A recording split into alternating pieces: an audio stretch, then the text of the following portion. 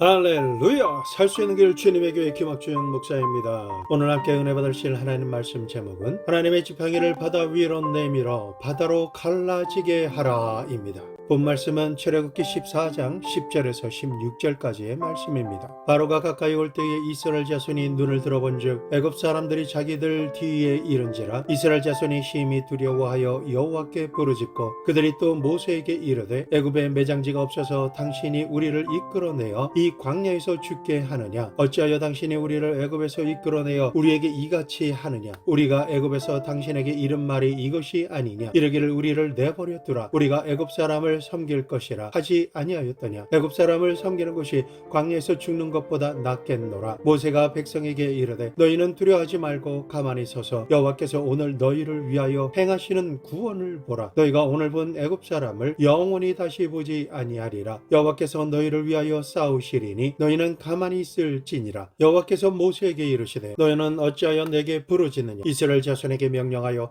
앞으로 나아가게 하고 지팡이를 들고 손을 바다 위로 내밀어 그것이 갈라지게 하라. 이스라엘 자손이 바다 가운데서 마른 땅으로 행하리라. 이스라엘 백성이 430년 동안 애굽에서 종살이를 하다가 하나님께서 세우셔서 보내신 종 모세의 인도로 바로의 압제로부터 해방되어 천신만고 끝에 젖과 꿀이 흐르는 가나안 땅에 들어간 것은 우리가 이 세상에서 예수님을 믿고 구원받은 후 천국에 들어갈 때까지 어떠한 삶을 살아야 하는지를 잘 설명해 주고 있습니다. 이제부터 어떻게 이스라엘 백성들이 악한 바로 왕에게서 벗어날 수 있었으며 사람의 힘으로는 건널 수 없는 홍해와 광야를 지나 젖과 꿀이 흐르는 가나안 땅으로 들어갈 수 있었는지 그 비결을 알아보며 함께 은혜를 받기를 원합니다. 첫째, 모세가 든 하나님의 지팡이는 애굽의 바로 왕을 항복시킨 힘입니다. 흉악한 바로 왕은 자기의 소유가 되어버린 이스라엘 백성들을 어떠한 일이 있더라도 내보내려고 하지 않습니다. 노예로 부릴 이스라엘 사람들이 없으면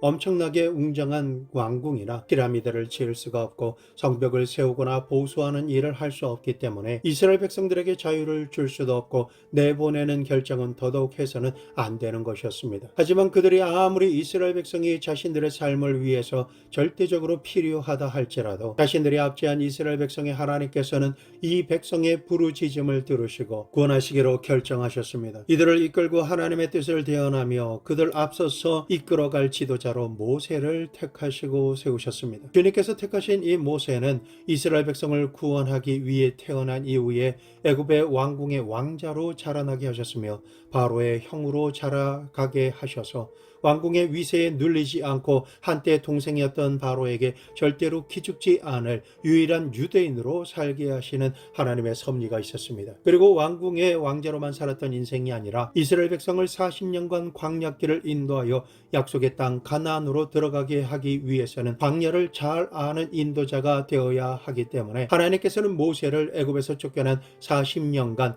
광야에서 생존하며 익숙하게 사는 전문가가 되도록 광야 학교에 입학시키신 것입니다. 그러므로 모세는 왕궁과 광야 어느 곳에서도 하나님의 뜻을 수행하기에 가장 적합한 인물로 준비된 것입니다. 이렇게 준비된 모세를 하나님께서는 떨기나무 불꽃 앞에서 부르시고 광야에서 양을 칠 때 사용한 모세의 지팡이를 하나님의 지팡이가 되게 하셔서 애굽으로 보내십니다. 출애굽기 4장 17절과 20절 후반절에 17절 보면 너는 이 지팡이를 손에 짚고 이것으로 이적을 행할지니라. 20절 후반절에 모세가 하나님의 지팡이를 손에 잡았더라.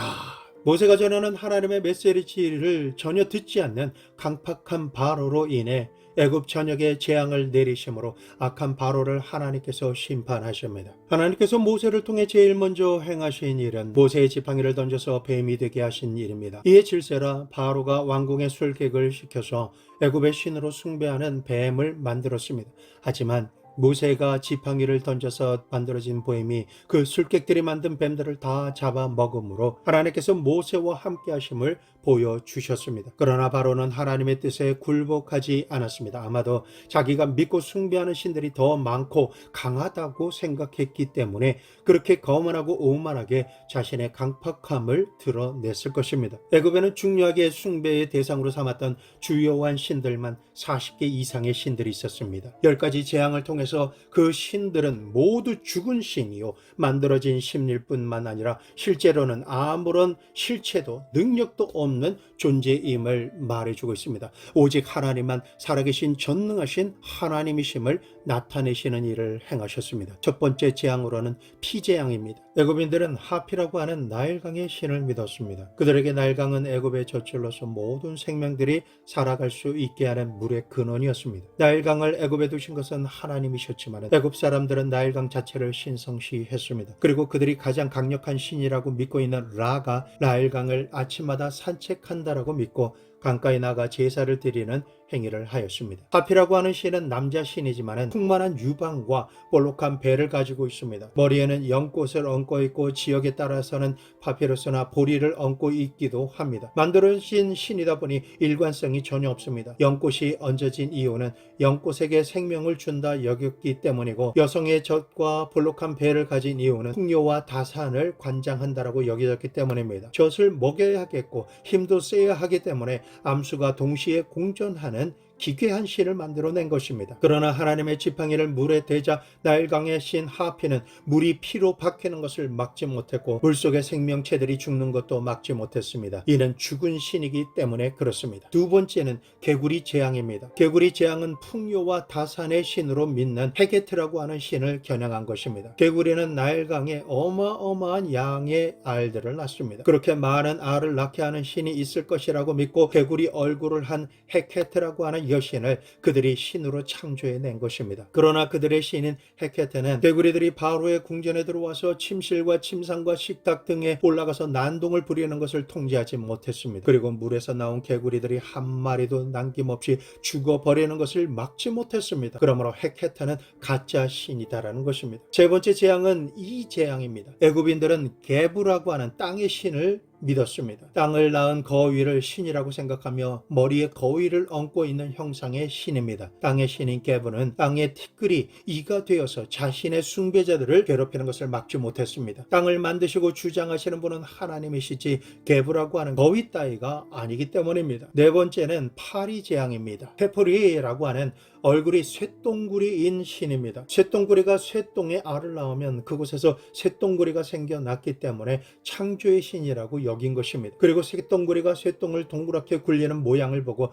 둥근 태양을 굴려 떠오르게 하는 역할을 한다라고 믿었습니다. 그래서 케프리는 떠오르는 태양의 신이라고 여겨졌고, 태양이 늘 죽었다가 다시 태어난다라고 여겨서 부활의 신으로 여기고 보호의 신으로 여겼습니다. 얼굴에 곤충을 달고 있었기 때문에 곤충을 주관한다고 여겨지기도 했는데, 특별히 쇠똥구리가 쇠똥을 땅에 묻으면 파리가 줄어들기에 파리를 관장하는 신으로 믿었습니다. 그러나 케프리는 파리 떼가 범람하여 애굽 사람들을 상하게 하는 것으로부터 사람들을 보호하지 못했습니다. 파리 떼가 생겨나게 하고 파리가 한 마리도 남지 않게 하시는 모든 것은 하나님께서 주관하시는 일입니다. 하나님께서 이와 같은 일을 행하시는 동안 케프리는 죽은 눈을 뜬 채 서 있을 뿐이었습니다. 다섯째 재앙은 악질입니다. 애굽의 신 하토르는 음악과 미와 성애와 수태를 관장한다라고 여겨졌습니다. 머리에는 소의 뿔을 달고 있고 두 뿔 사이에는 태양을 품고 있습니다. 모든 잔치와 쾌락을 그녀가 관장합니다. 그러나 잔치와 제사에 필요한 가축들을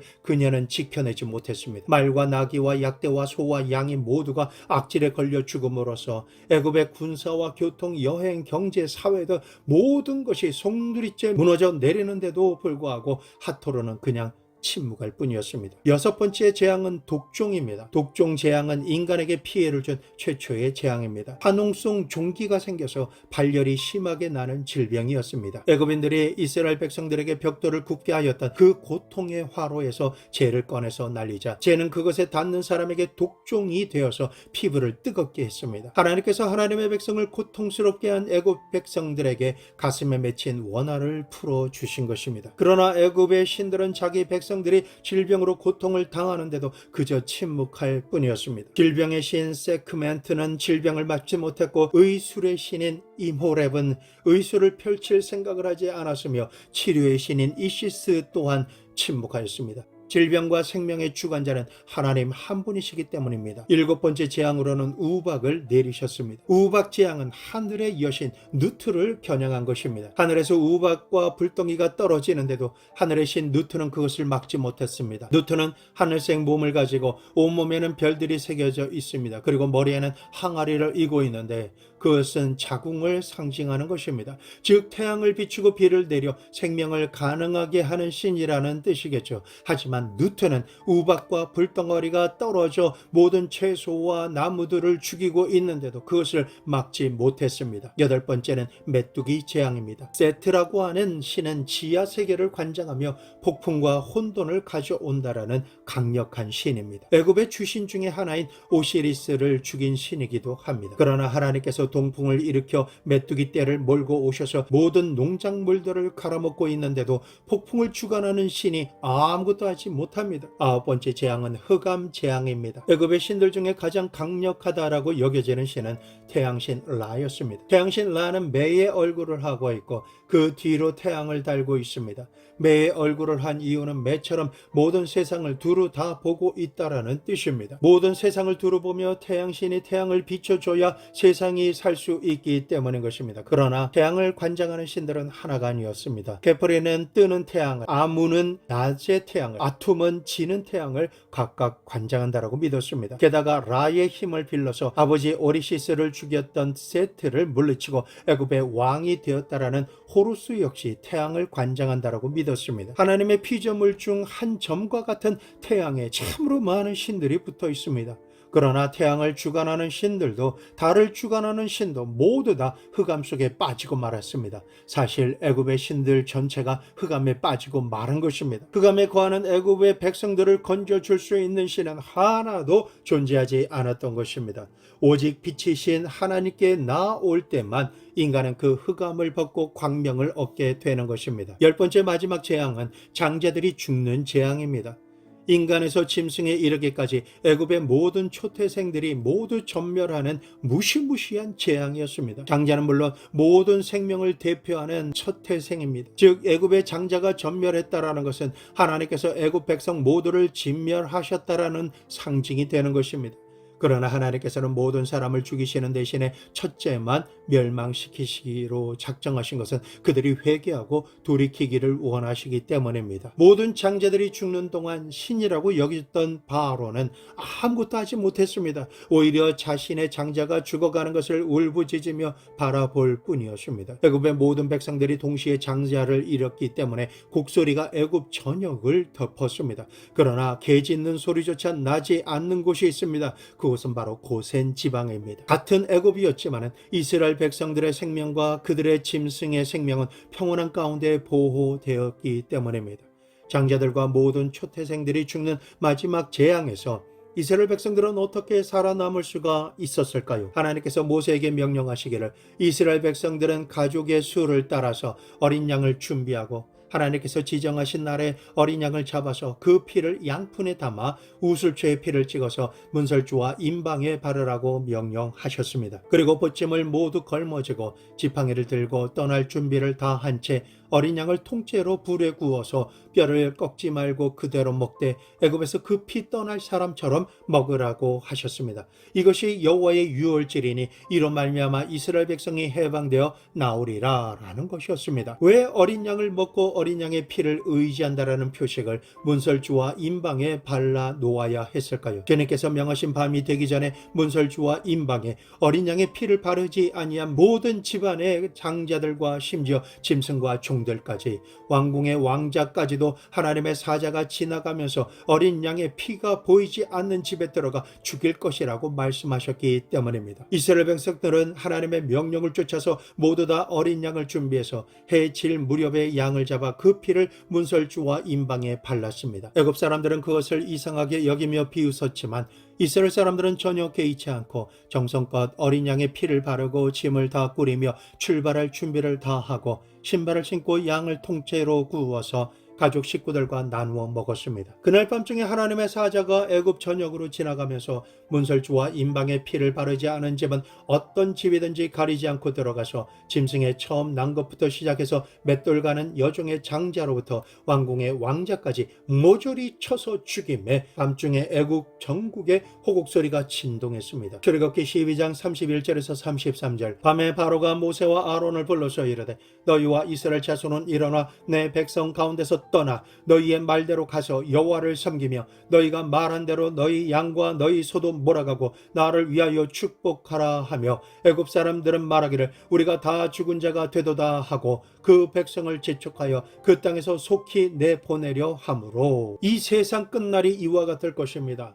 예수를 믿지 않아 마귀의 나라에 속했던 사람들은 지켜줄 이가 없어 모두 큰 소리로 고글하게 될 것이지만은 하나님의 말씀을 믿고 예수님의 피를 의지하여 하나님 나라에 들어간 사람은 악한 원수 마귀가 아무리 빼앗고 죽이고 멸망시키려고 수단과 방법을 가리지 않고 도둑처럼 한 길로 들어와도 여러분과 저의 가슴속에 예수 그리스도의 십자가 보배로운 피가 우리 마음 문설주에 발라져 있으면 원수 마귀는 일곱 길로 혼비백산하며 도망쳐 버리고 말게 되는 것입니다. 그리고 하나님의 말씀을 믿고 행하는 우리는 완벽한 평온함 가운데 하나님의 나라를 유업으로 얻게 될 것입니다. 거듭 말씀드립니다. 강팍하고 악한 마귀에게서 우리를 해방시켜 주시고 모든 결박을 풀어놓아 자유롭게 다닐 수 있는 유일한 방법이 있습니다. 유월절 하나님의 어린 양 예수 그리스도밖에 없는 것입니다. 예수님의 피를 통하지 않고는 바로와 같은 원수 마귀의 압제로 인한 눌림과 죽음으로부터 벗어날 길이 없습니다. 방법이 없습니다. 예수님의 보혈을 보지 않고는 마귀가 떠나가지 않습니다. 예수님의 피를 의지하지 않고는 마귀의 공격으로부터 우리는 보호받을 수가 없는 것입니다. 그러므로 우리는 예수님의 보혈을 찬양해야 합니다. 예수님의 피를 찬미할 때 악한 원수 마귀는 떠나갑니다. 우리가 예수님의 피를 믿을 때 하나님의 능력으로 말미암아 우리는 보호받습니다. 이 말씀을 기억하시기를 부탁드립니다. 교회가 부흥할 때 주님의 사자 목사님들이 예수님의 보혈의 권능에 대한 설교를 참으로 많이 합니다. 동시에 그 모든 성도님들은 예수님의 피의 위대한 능력과 공로를 마음속 깊이 깨닫고 믿음으로 선포하며 강력하게 악한 원수 마귀의 결박을 향해 선포하며 끊어내고 믿음으로 승리하여 영육간에 승리하는 기적과 축복의 주인공이 되었습니다. 예수님의 피가 있는 곳에 원수 마귀는 떠나가고 예수님의 보혈이 흐르는 곳에 성령 하나님의 강력한 역사가 일어나게 됩니다. 지금 이 시간 예수님의 보배로운 피의 능력이 여러분의 마음속에 임하기를 축원합니다. 믿음으로 이 사실을 받아들이게 되시기를 예수 그리스도의 이름으로 기도합니다. 두 번째로 이스라엘 백성들이 애굽에서 나오자마자 구름기둥과 불기둥이 나타났습니다. 낮에는 구름기둥이 되어서 모든 것을 태우고 말려버릴 것 같은 장렬하는 태양으로부터 이스라엘 백성들의 그늘이 되어주셔서 인도해 주시고 밤에는 이스라엘 백성이 광야의 최 가운데서 천막을 치고 쉬려할 때가 되면 구름기둥은 환하고 따뜻한 불기둥이 되어서 이스라엘 천막을 비추면서 악한 짐승으로부터 지켜주시고 공격하는 적들로부터도 보호해 주시는 것입니다. 구름기둥과 불기둥이 없었다면 애굽에서 나오는 순간부터 살 수 있는 길이 전혀 없는 이스라엘 300만 백성들이었습니다. 뜨거운 태양빛 아래서와 어둡고 깜깜한 곳에서 생명을 위협하는 짐승의 습격으로부터 보호받을 수가 없었을 것이기 때문입니다. 이처럼 우리가 예수 그리스도를 나의 구주로 믿고 원수 마귀의 손에서 벗어나서 천국을 향하여 믿음을 가지고 신앙생활을 해 나가면 하나님께서는 우리를 고아와 같이 버려두지 않으시고 보혜사 성령님을 우리에게 보내주시는 것입니다. 요한복음 14장 16절에서 18절 말씀 내가 아버지께 구하겠으니 그가 또 다른 보혜사를 너희에게 주사 영원토록 너희와 함께 있게 하리니 그는 진리의 영이라 세상은 능히 그를 받지 못하나니 이는 그를 보지도 못하고 알지도 못함이라 그러나 너희는 그를 아나니 그는 너희와 함께 거하시며 또 너희 속에 계시겠음이라 내가 너희를 고아와 같이 버려두지 아니하고 너희에게로 오리라. 하나님 아버지께서는 하늘 보좌에 계시고 예수님은 보좌 우편에 계시지만 성령 하나님께서는 우리 안에 들어와 거하시고 우리가 살아가는 삶의 현장에서 능력으로 임하여 주심으로 인도해 주시는 것입니다. 이처럼 주님께서는 우리를 고아와 같이 버려두지 않으십니다. 우리가 간절히 기도드리고 의지하면 성령 하나님의 지혜와 총명의 영이 임합니다. 하나님의 지식과 통찰력과 분별력과 판단력을 통해서 우리의 마음 심령이 하나님의 뜻을 이룰 수 있도록 인도함을 받게 되는 것입니다. 성령 하나님의 인도하심은 구름기둥과 불기둥처럼 반드시 두드러지게 우리에게 역사하십니다. 꿈을 꾸었다든가 환상을 보았다든가 하나님의 음성을 들었다든가 하는 인도함을 가끔 받겠지만 대다수의 인도하심은 우리에게 보이지 않게 우리의 등 뒤에서 말씀하십니다. 이사야서 30장 21절 너희가 오른쪽으로 치우치든지 왼쪽으로 치우치든지 내 뒤에서 말소리가 내 귀에 들려 이르기를 이것이 바른 길이니 너희는 이리로 가라 할 것이며 라고 말씀하시며 우리가 선택하고 걸어가야 할 길을 성령께서 가르쳐 주십니다. 그러므로 우리가 기도드릴 때 그것이 내 생각이라고 생각되고 내 지혜라고 생각되며 내 총명이요 내 판단이라고 생각하겠지만 실상은 성령 하나님께서 우리에게 지혜와 총명과 판단력을 주셔서 올바른 결정을 내릴 수 있도록 인도하여 주시는 것입니다. 그러므로 우리가 매일같이 하나님 앞에 나아가 간절히 기도드리며 말씀을 상고하고 성령의 인도하심을 구하면 성령 하나님께서는 우리의 발걸음을 인도하시고 원수의 올무에 빠지지 않게 하십니다. 시험에 들지 않게 하시고 우리로 하여금 파멸에 떨어지지 않도록 인도해 주시는 것입니다. 성령 하나님께서는 우리의 영혼이 잘된 같이 범사가 잘되고 강건하며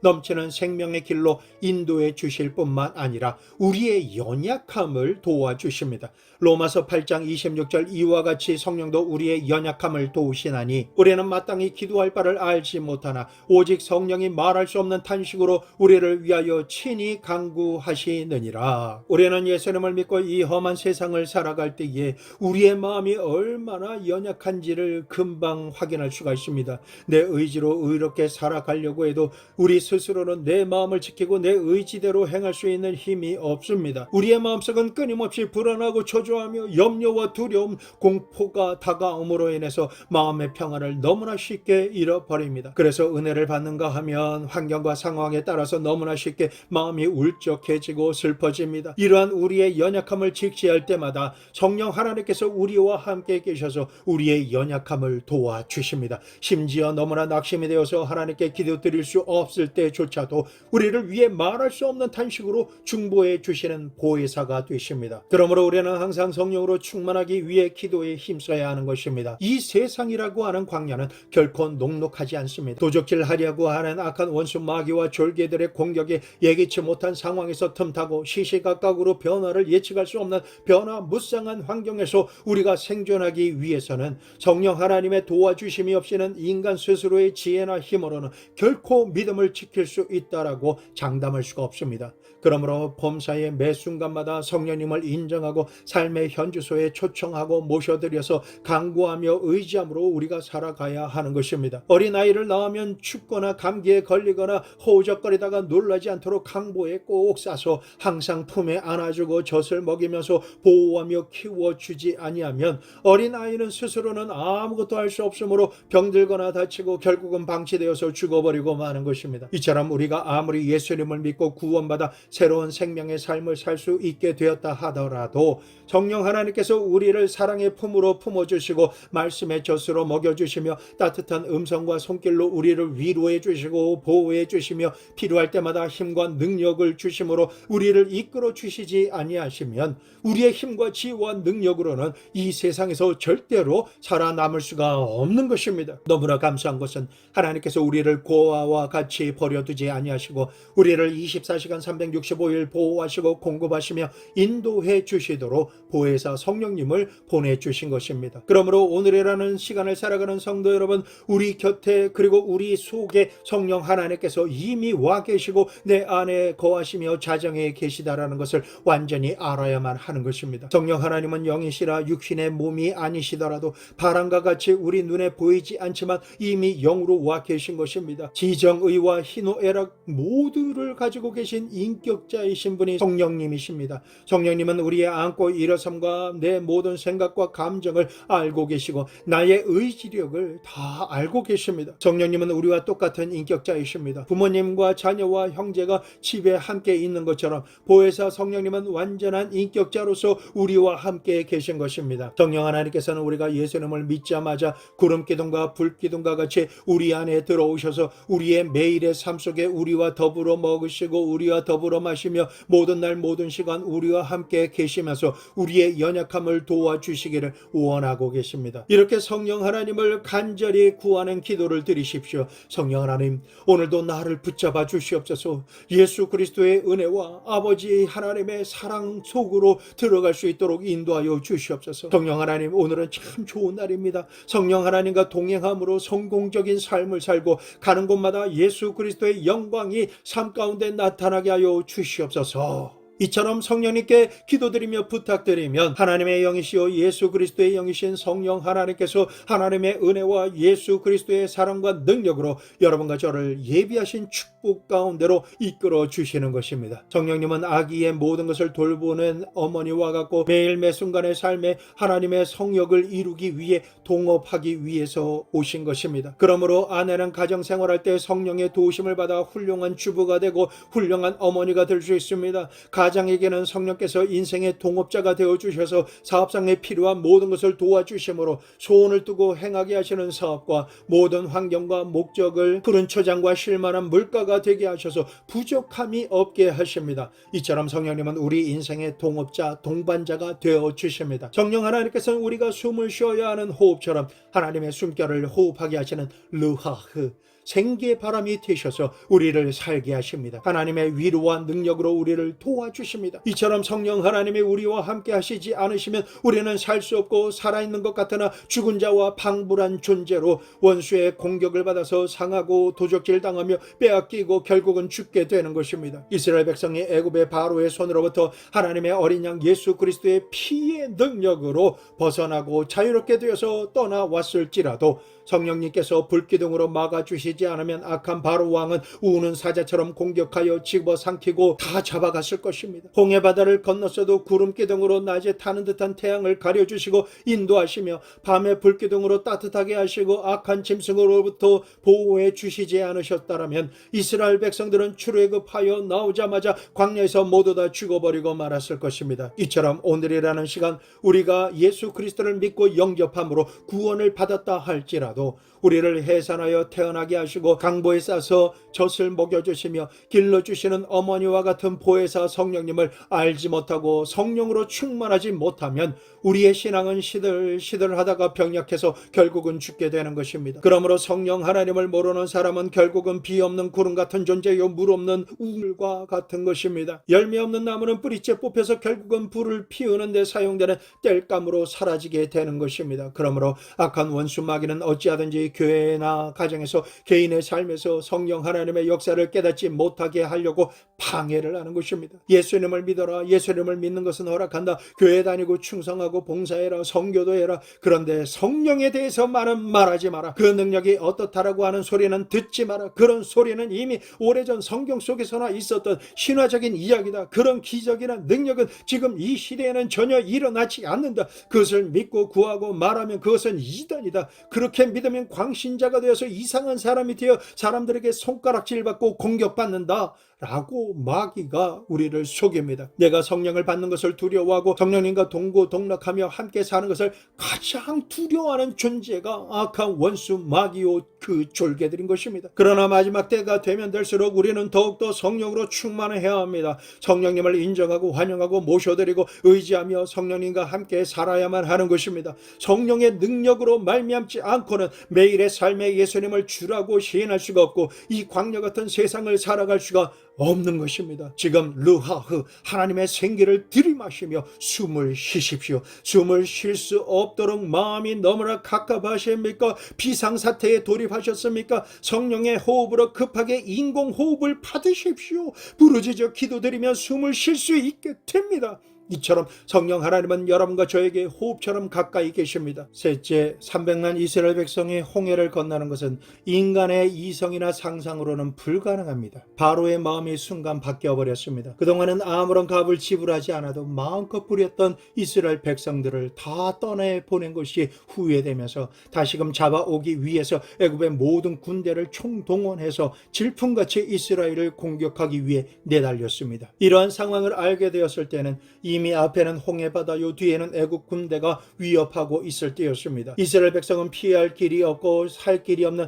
최악의 구석에 몰린 것입니다. 출애굽기 14장 11절 말씀, 그들이 또 모세에게 이르되 애굽에 매장지가 없어서 당신이 우리를 이끌어내어 이 광야에서 죽게 하느냐? 어찌하여 당신이 우리를 애굽에서 이끌어내어 우리에게 이같이 하느냐? 라고 원망했습니다. 이러한 상황에서 하나님께서 이스라엘 백성을 위해서 어떻게 행하실 것을 모세는 알고 있었습니다. 하셨습니다. 출애굽기 14장 13절에서 14절 말씀, 모세가 백성에게 이르되 너희는 두려워하지 말고 가만히 서서 여호와께서 오늘 너희를 위하여 행하시는 구원을 보라. 너희가 오늘 본 애굽 사람을 영원히 다시 보지 아니하리라. 여호와께서 너희를 위하여 싸우시리니 너희는 가만히 있을지니라. 모세가 백성들을 향해 이렇게 믿음으로 선포하며 말했습니다. 하지만 이스라엘 백성을 어떻게 구원하시고 홍해 바다를 건너게 하실지 알지 못했습니다. 그럴 때 하나님께서 모세에게 말씀하십니다. 출애굽기 14장 16절, 지팡이를 들고 손을 바다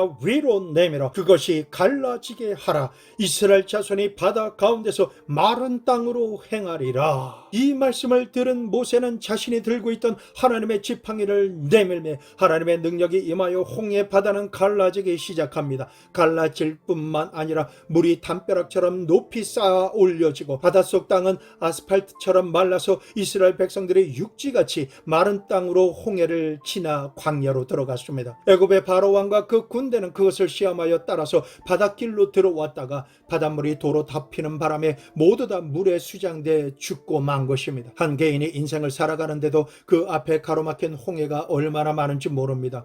우리 앞에 죄악의 홍해, 하나님과 원수됨의 홍해, 질병과 저주와 죽음의 홍해가 우리를 가로막습니다. 예수님을 믿고 구원받아 성령의 인도하심을 받아 천국 본향을 향해 따라 나섰지만 우리의 앞길을 막는 홍해가 너무나도 많습니다. 우리가 이 홍해를 통과하려면 어떻게 해야 할까요? 홍해를 갈라 놓아야 마른 땅으로 걸어갈 수가 있습니다. 그러면 어떻게 갈라 놓을 수가 있습니까? 이 홍해를 가르지 못하게 되면 악한 원수 마귀에게 다시 잡힐지도 모릅니다. 하지만 이 홍해를 가르는 것은 사람의 힘과 능력과 지혜로는 불가능합니다. 출애굽 당시에는 하나님께서 모세에게 하나님의 지팡이를 바다 위로 내밀어서 바다가 갈라지게 하라라고 말씀하셨는데 오늘날 우리에게 모세의 지팡이 는 어디에 있습니까? 하나님께서는 우리를 원수 마귀의 공격으로부터 고립되도록 방치하지 않으시고 그대로 내버려 두지 않으셨습니다. 오늘날도 우리에게 모세가 든 하나님의 지팡이를 우리에게 주셨습니다. 오늘날 모세가 든 하나님의 지팡이는 예수께서 십자가에 못 박히시고 죽으셨으나 사망 권세를 이기시고 부활하신 승리의 나무 십자가 지팡이가 오늘날 모세가 손에 들고 홍해를 가른 지팡이인 것입니다. 그러면 오늘날 우리가 십자가 지팡이를 손에 높이 들고 어떤 홍해를 향해서 내밀며 갈라지게 해야 될까요? 첫째로 우리를 하나님 앞에서 가로막고 있는 죄악의 홍해입니다. 죄를 짓고 불의하고 추악한 인생을 살며 죄악의 유혹에 사로잡혀 묶여서 버젓이 마귀의 참혹한 소굴로 끌려가는 것을 알고도 이러한 상황에서 벗어날 수 없었던 우리가 유일하게 살 수 있는 길은 십자가밖에 없습니다. 십자가에서 죄와 저주와 허물에 대해서 예수님과 함께 내가 줄 것 하나님의 뜻과 말씀대로 다시 사는 길만이 죄악의 홍해를 지나가는 방법입니다. 그리스도께서 십자가 위에서 나의 모든 죄를 감당하신 것을 믿는 자는 그 믿음으로 말미암아 죄를 용서받았기 때문에 예수님의 십자가 내 십자가, 예수님의 죽음 내 죽음, 예수님의 부활 내 부활로 믿고 예수님의 십자가를 의지하며 죄악을 대하며 나의 죄와 죄악과 허물은 하나님께 용서함을 받고 의롭다 칭함을 받기 때문에 죄악으로 올무를 건 악한 원수마귀는 그 힘을 잃어버리고 권리를 주장하지 못하며 도망가고 사라져버리고 마는 것입니다. 이처럼 모든 죄악의 정욕은 십자가 밑에서만 파괴되는 것입니다. 죄악의 홍해를 가를 하나님의 지팡이인 예수 그리스도의 십자가 이외에는 죄를 용서함 받고 죄악의 힘을 박살낼 힘은 없습니다. 여러분, 우리가 믿고 확신해야 될 것은 죄악의 홍해 바다가 아무리 장렬해도 십자가 밑에서는 여지없이 깨지고 물러나고 마는 것입니다. 둘째로 하나님과 우리가 원수된 홍해를 갈라야 합니다. 오늘날 세상 사람들은 모두 다 하나님과 원수된 상황에서 살고 있습니다. 그러나 예수 그리스도의 십자가를 의지해서 하나님과 원수되도록 하고 하나님과 우리 사이를 가로막은 홍해를 향해서 십자가를 높이 들고 내밀며 나아가면 하나님과 원수된 홍해는 반드시 갈라집니다. 하나님과 우리의 원수된 것이 사라지고 하나님은 나의 아버지가 되시며 성령 하나님께서 우리 안에 성전 삼고 거하시며 우리는 주님의 뜻을 행하며 살게 되는 것입니다. 셋째로 질병의 홍해를 갈라야 됩니다. 것입니다. 우리는 여러 가지 의학이 발달하고 의술이 발달해서 많은 치료를 하고 있고 받고 있지만 우리 마음의 질병, 감정의 질병, 육신의 질병, 생활고로 말미암아 고통당하는 사람들이 너무나도 많습니다. 이러한 질병은 어떻게 고침을 받을까요? 예수 그리스도께서 십자가에 못 박히셔서 우리의 질병과 연약함을 모두 다 그곳에서 청산해 버리셨기 때문에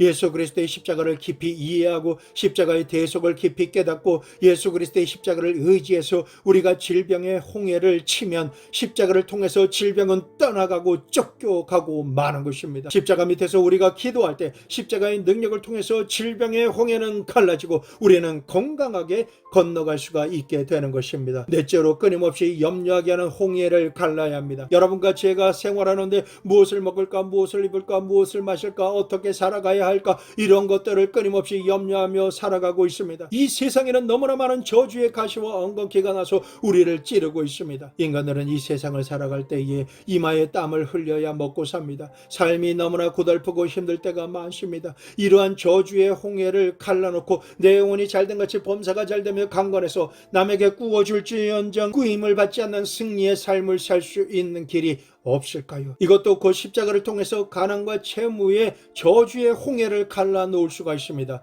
갈라디아서 3장 13절에서 14절 말씀, 그리스도께서 우리를 위하여 저주를 받은 바 되서 율법의 저주에서 우리를 속량하셨으니 기록된 바 나무에 달린 자마다 저주 아래 있는 자라 하였음이라. 이는 그리스도 예수 안에서 아브라함의 복이 이방인에게 미치게 하고 또 우리로 하여금 믿음으로 말미암아 성령의 약속을 받게 하려 함이라. 고린도후서 8장 9절 말씀, 우리 주 예수 그리스도의 은혜를 너희가 알거니와 부요하신 이로써 너희를 위하여 가난하게 되심은 그의 가난함으로 말미암아 너희를 부요하게 하려 하심이라. 이와 같은 말씀으로 예수 그리스도의 십자가를 철저하게 이해하고 십자가를 믿고 의지해서 우리 생활에 그 은혜가 임하도록 강구의 기도를 우리가 드릴 때에 저주의 홍해 바다는 갈라지고 마는 것입니다. 마지막으로 우리가 갈라야 하는 홍해는 죽음의 홍해 바다입니다. 인류 역사상 죽음의 홍해를 가른 사람은 없습니다. 죽음의 홍해 바다는 예수님께서 죽으시고 음부에 내려가셔서 사망과 음부의 권세를 이기시고 철폐해 버리셨으며 사흘 만에 부활하셨습니다.